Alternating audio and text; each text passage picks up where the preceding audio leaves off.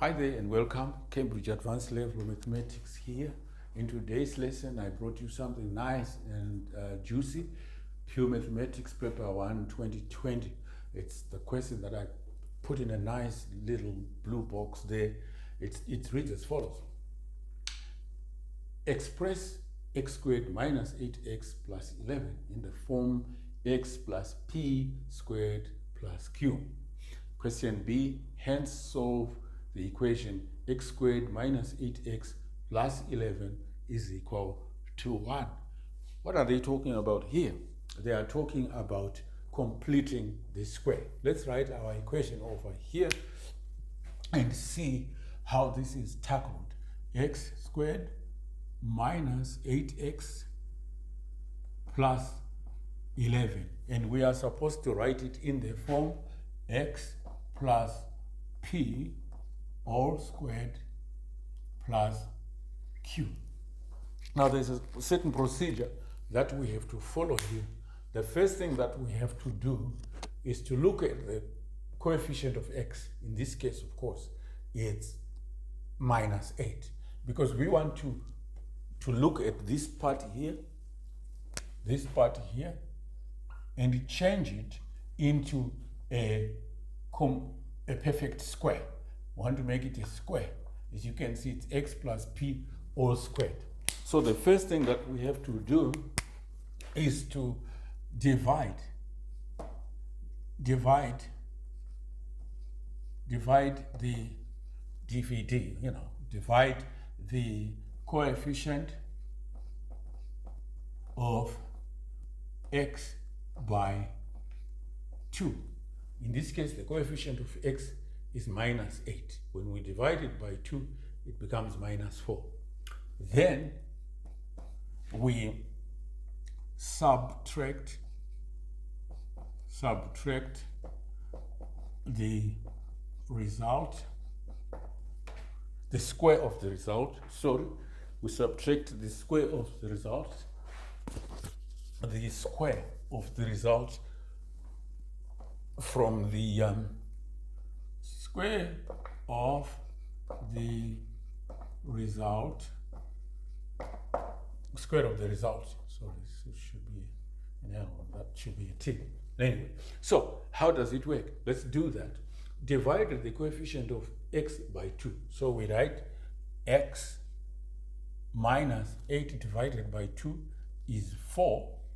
Then we close our bracket. Now it is in this form. X plus 4 minus 4. Our p is minus 4. Now, secondly, we need now to subtract the square of the result. Which result? The result of dividing minus 8 by 2. And that is minus 4. Square of minus 4 is 16. So we must subtract 16. But remember, we still had our 11 here. We are just dealing with that. The 11 is still hanging in there. So we need to add our 11. And of course, this can be simplified to x minus 4 squared minus 16 plus 11 is minus 5. We have converted the expression into the form x plus p squared plus q, where p is minus 4, q is minus 5. Okay? Our next question says, hence solve x squared minus 8x plus 11 is equal to 1. Okay? Let me write it here. Our equation that we need to solve, it says x squared minus 8x, minus 8x plus 11 is equal to 1.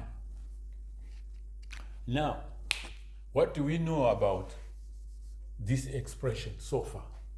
So far, we have discovered that this part here, x squared minus 8x plus 11, can be written in the form x minus 4 squared minus 5. So we can replace this part on the left-hand side by this. So we can now write this as x minus 4 whole squared minus 5 is equal to our 1. Still equal to 1 day.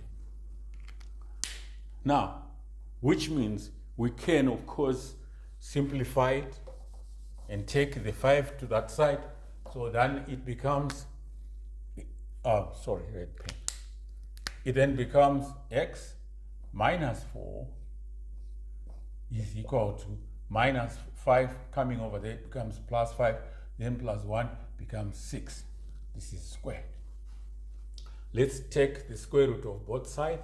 We get x minus 4 is equal to plus or minus the square root of 6.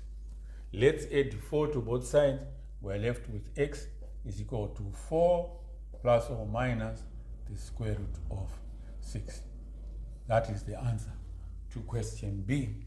Remember, it actually says hence.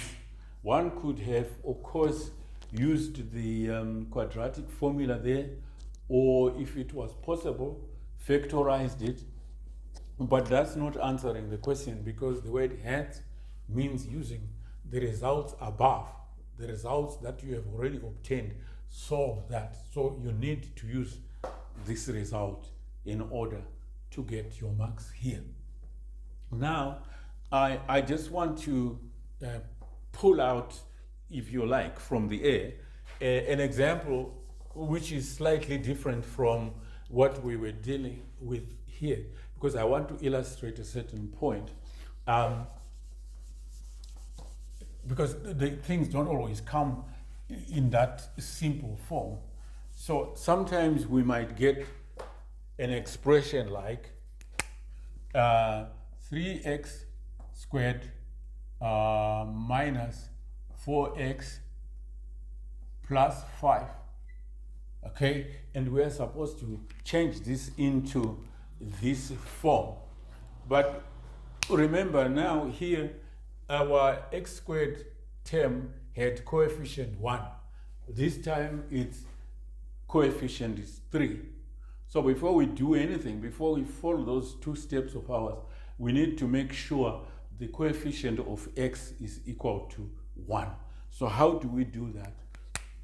We pull out the 3, if you like, and put our big square brackets there and write our x squared. But because there is a 3 outside here, of course this 4 has to be divided by the same 3, and this 5 must also be divided by 3. We haven't robbed anybody here, because this 3, when we open the brackets, this will cancel with that 3 and we get our 4 back. This will cancel with that 3 and we get our 5 back. Okay, so now, but what is inside the square brackets is similar to what we have here, because the coefficient of x is unity. So okay, let's proceed from there. We then say our square brackets there.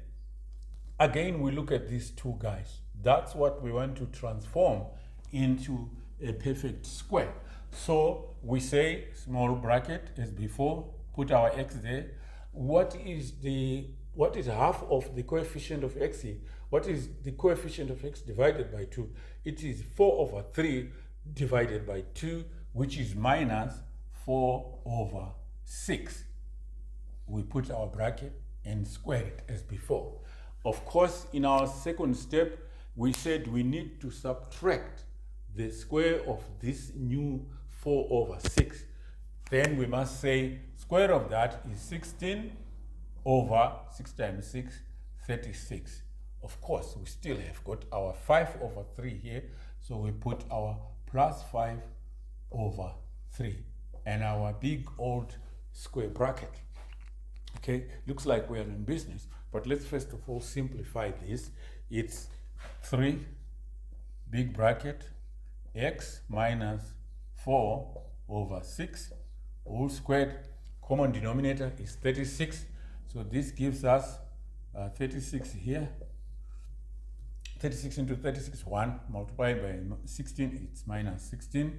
Then plus here, 3 into this is 12 times 5, which is 60. Okay, you can simplify that again to 3 small bracket x minus 4 over 6 all squared. 60 minus 16 is 44. So this becomes plus 44 over 36. Am I correct? 44 over 36. 16, yeah, that's okay. That's right. Now we can remove the cover. We can pull out the square bracket and we remain with 3x minus 4 over 6 all squared. The 3 here coming over here, it divides the 36 and gives us a 12 downstairs. So that gives us a 44 over 12. Of course, you can simplify that. It becomes 11 over 3. Eh? Yeah, something like that. So we can write this as 3 bracket x minus 4 over 6 all squared plus by 4 there it's 11, by 4 there it's 3. Okay, now that's the form with this of that. Okay, now we have moved from here to a situation where we had to deal with a coefficient of x squared which is not unity. Let us proceed a little further with this and try to see what happens if we have a general case. A general case, we were dealing with particular examples. Let us deal with a general case. Our general case, of course, is a quadratic expression of the form ax squared plus bx plus c, where a is the coefficient of x, b is the x squared, sorry, b is the coefficient of x, and c is a constant. We want to reduce it to the form x plus p as before plus our q. We proceed as follows. Here again, our x squared term has a as its coefficient. So we need to pull this a out and we say a, big bracket, x squared there, plus, of course, now because we've got an a outside, we need to divide the b by an a. And similarly for our c there, c is divided by a. We put our big bracket exactly as before. Now we look at these two terms. That's what we want to convert into that. So we say, still with our a outside, our x here, divide the coefficient of x by 2. So this becomes b over 2a. So it's b over 2a all squared. Sorry, all squared. Second step, remember we must now subtract the square of this. So minus, of course, first of all, we have our c there, c over a, minus the square of this, which is b squared over 4a squared. Okay, remember this. You need to always, after you've done this, you need to subtract the square of this. Let's simplify. We can find a common denominator for that. So our a there outside, small bracket x plus b over 2a all squared. 4a is a squared is our common denominator. How many times does this go in there? It goes 4a times. So it becomes here 4ac. Remember, it goes 4a times multiplied by c, that becomes 4ac. Of course, this just goes once. Our minus b squared remains as it is. Okay, our square bracket there. Now we can remove the square bracket and say this is a bracket x plus b over 2a all squared. When this a comes over here, it cancels out the other a, and you are left with 4ac minus b squared over 4a. Right. Of course, we can compare this with that. Our q now, this stands for our q. This is our q. This here stands for our P, and of course our A is the coefficient of x squared. These are important terms in the quadratic function there, because they do help us to sketch the graph of this. This is either the minimum or the maximum. In other words, where it's either the maximum where the curve turns like this, or it's the maximum if it's like that. The term A here, actually the sign of A, decides whether the graph is going to look like this, for example, or it's going to look like, sorry, my diagrams are not pretty, or it's going to look like that. In other words, if it's negative or positive, you either get this or that.